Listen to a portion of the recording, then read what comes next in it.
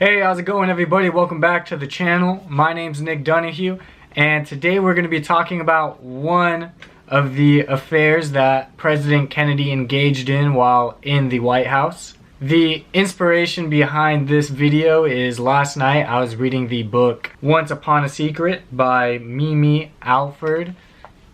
Right here, let's let it get a good light. There we go.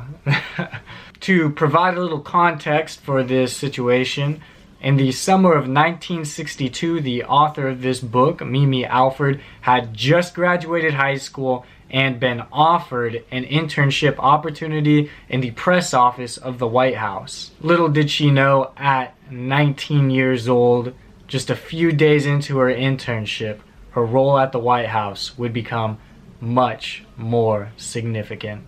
It was her fourth day on the job when she got a call from the president's right-hand man, Dave Powers, asking if she'd like to go for a little midday swim. She initially thought this invitation was a little strange, but hey, at the end of the day, if you're invited to a little pool soiree at the White House, who's gonna turn that down? She gets to the pool, starts to notice that there are a few other of her co-workers there, so she feels a lot more comfortable about what's happening. But out of nowhere, she wasn't expecting this. Obviously, she expected Dave Powers to be there, but President of the United States, John Fitzgerald Kennedy, comes walking onto the pool deck, and she's just shell-shocked. Like, anyone would. She's having this real, is this real life moment. She pulls it together though. President Kennedy hops into the pool.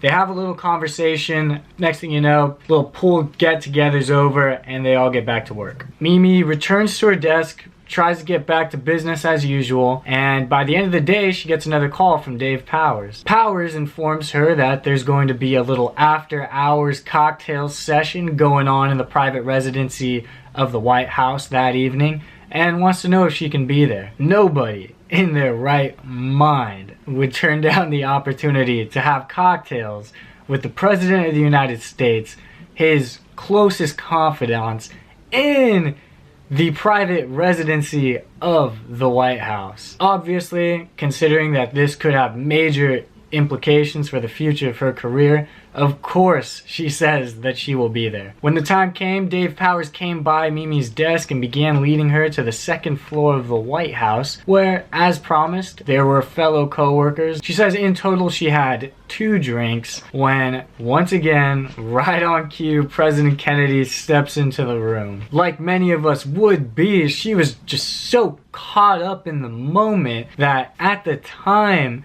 it never really occurred to her to think why she would be, like, she questioned why her, why is she getting this particular attention from the most powerful man on the planet?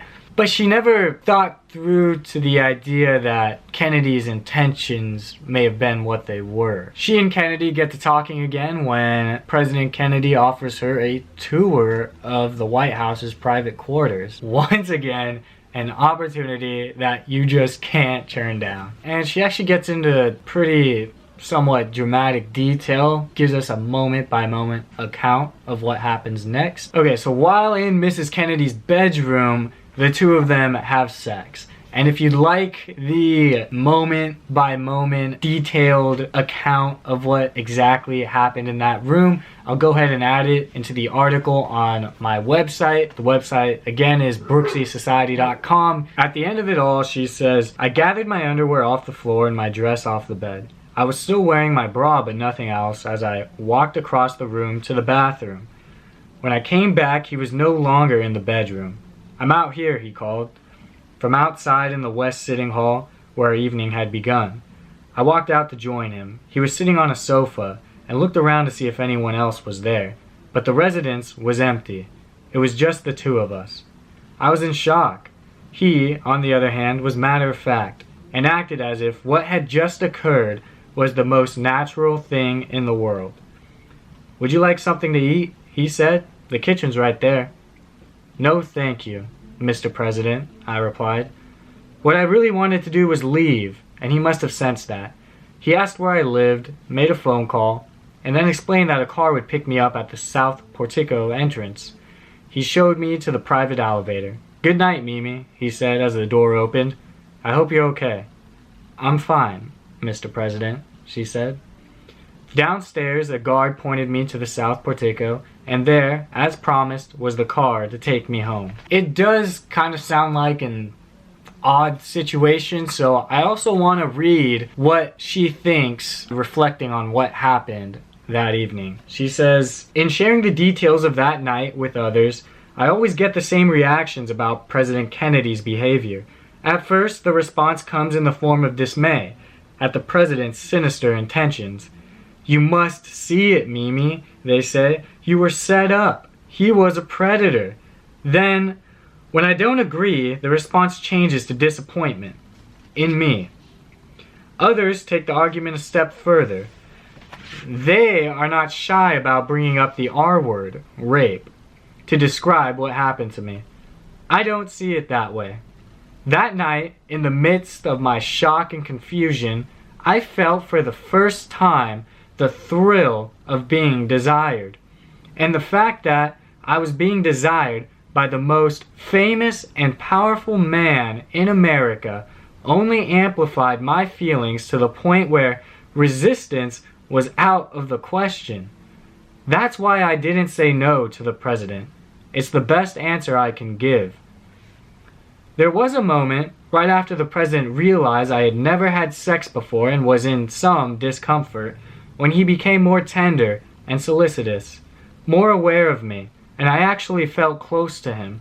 I wouldn't describe what happened that night as making love, but I wouldn't call it non-consensual either. What happened was not just a one-time thing for the two of them. As a matter of fact, it snowballed into a once or twice a week occurrence where they would get together and have sex. Now, by all means, Mimi Alford was a mistress, and a particularly consistent mistress, of the President of the United States. They did have a relationship, and for the longest time she kept it a secret, and it was only until the newspapers began knocking on her door to get answers when she decided she would come out with a book telling the full account of the nature of her relationship with President Kennedy. In making this video, I also want to be sure that I haven't given off the impression that I'm slandering, defaming, or passing any kind of judgment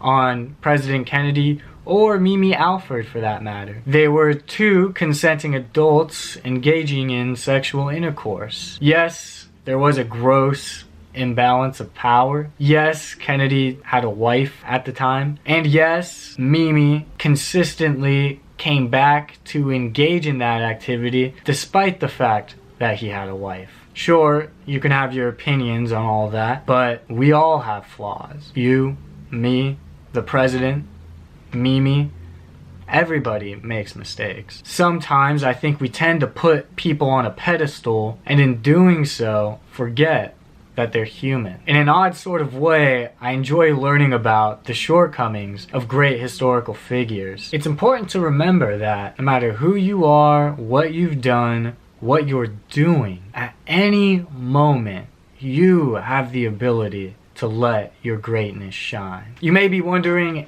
especially in today's world, where the hell was the media in all of this? How are they not finding this out? In reality, they did get hints that stuff like this was happening, but it was just a different world. Also, Kennedy was a media darling. They loved him. In a way, they protected him. For example, when the White House press secretary, Pierre Salinger, was asked about Kennedy's potential mistresses at one point, he says, "I gave them a 1960s answer." He said, "Look, he's the president of the United States. He's got to work 14 to 16 hours a day. He's got to run foreign and domestic policy. If he's got time for mistresses after all that, what the hell does the difference make?" And the reporter laughed at that response, and that was it. That was the end of the story. That's gonna do it for today's video, folks. My name's Nick Donahue. Like, comment, subscribe, and I'll see you next time.